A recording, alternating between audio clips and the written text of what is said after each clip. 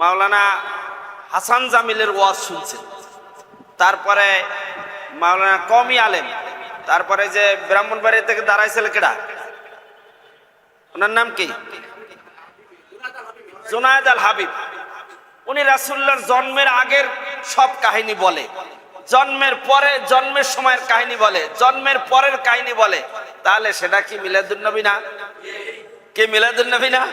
মিলাদুন নবী। উনি তো নিজেই আলোচনা করেন। এরপর নজরুল ইসলাম কাসিমি, উনি তো বলেই ফেলছে যে জন্ম না হইলে সিরাত আসে কোত্থেকে? যদি একটা কিছুর জন্ম না হয়, সৃষ্টিই না হয়, তাহলে তার পরবর্তী জীবনটা শুরু হইতে পারে না। কি আপনারা কোন কি পারে? আমি তো আলেম না, এখানে বড় বড় আলেম আছে, হইতে পারে না। কি বলেন, ঠিক কিনা? তো নবীজি দুনিয়া আসছে, এতে কোনো সন্দেহ নাই। কি বলেন, সন্দেহ? সন্দেহ নাই। নবীজি যখন জমিনে পা রাখছে, সমস্ত জমিন নেচে উঠছে। বলেন না সুবহানাল্লাহ। এমন ভাবে নেচে উঠছে, পৃথিবীর সমস্ত মূর্তিগুলো ওই কাঁপুনির ছড়ে ভেঙ্গে চুরমার হয়ে গেছে, মুজসিদের আগুনগুলো নিভে গেছে।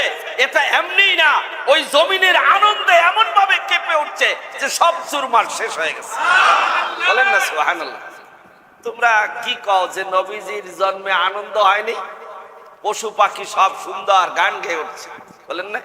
মা আমিনা বলেন এমন ভাবে হলো, এমন ভাবে হলো, নবীজির জন্মের পরে সেজদায় পড়ে গেলেন, সেখান থেকে সেজদার থেকে উঠে মনে হচ্ছে যেন একটু আঙ্গুলটা ঘুরালেন, অমনি দেখি আমার ঘরের ছাদ ফাঁকা হয়, এমন এক আলোর রশ্মি পড়েছে, যে রশ্মির আলোতে আলোকিত সারা পৃথিবী আলোকিত হয়ে গেছে।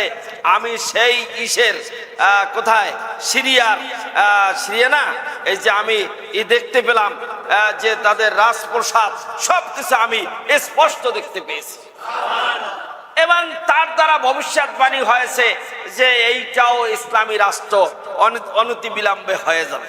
বলেন না সুবহানাল্লাহ। তো আপনারা কি বলেন, ঈদ মানেই যে রাসূলুল্লাহর জন্মেতে যে খুশি হয়েছিল, এবং ভাইয়ের একটা সুন্দর ফুটফুটে শিশু জন্মগ্রহণ করেছে। বলেন না সুবহানাল্লাহ। তখন আবু লাহাব কাবার চত্বরে ছিল, সে তাকে আঙ্গুল জাগাইয়া দেখাই দিল যে তোমাকে আজকে আজাদ, তুমি আমাকে একটা সুসংবাদ দিয়েছো যে আমার এতিম ভাতিজা জন্মগ্রহণ করেছে। বলেন না সুবহানাল্লাহ। আমার ভাইয়ের বংশ থাকবে না। আজকে দেখি না সেই বংশের বাতি আজকে এসেছে। কথা বলছেন? আবু লাহাব, সে কারণে আবু লাহাব মরার পরও সে প্রতি সোমবারে এই শাহাদত আঙ্গুল চুষে দুধ এবং মধু পান করে থাকে। বলেন না সুবহানাল্লাহ। এই ওয়াজ কিন্তু কওমিরা সারা বাংলাদেশে করতেছে। কি করে না? কি করে কিনা? করে। তাহলে আপনি কি বলেন যে নবীর ঈদে মিলাদ পালন করা যাবে না? একজন মানুষের রাসূলের তিনটা জীবনীকে তিনটা ভাগে ভাগ করে, অর্থাৎ জন্ম থেকে 40, তারপরে ভাগ করছে মক্কি জীবন 13, তারপরে মাদানী জীবন 10। কথা বলছেন? ঠিক আছে, ঠিক আছে। আপনি দেখেন যে অনেকে বলে এই যে একজন শায়েখ আছে, বুঝতে পারছেন? এই শায়েখ তো আমি বলবো আবু লাহাব কিন্তু বড় আলেম ছিল। আবুল হেকাম তাকে বলা হয়তো, জ্ঞানের পিতা বলা হয়তো। কি বলেন, ঠিক কিনা? আবু জাহেলকে জ্ঞানের হেকাম বলা হয়তো, আবুল হেকাম জ্ঞানের বাবা বলা হয়তো। কথা বুঝছেন? ইবলিস সবচাইতে বড় ওস্তাদ ছিল, মুআল্লাকাতুল মালায়েকা ফেরেশতাদের ওস্তাদ ছিল। কি ছিল না? এলেম ছিল না? শেষ পর্যন্ত কি হয়েছে? কথা বলেন, কি হয়েছে? শয়তান হয়ে গেছে, ইবলিস হয়ে গেছে।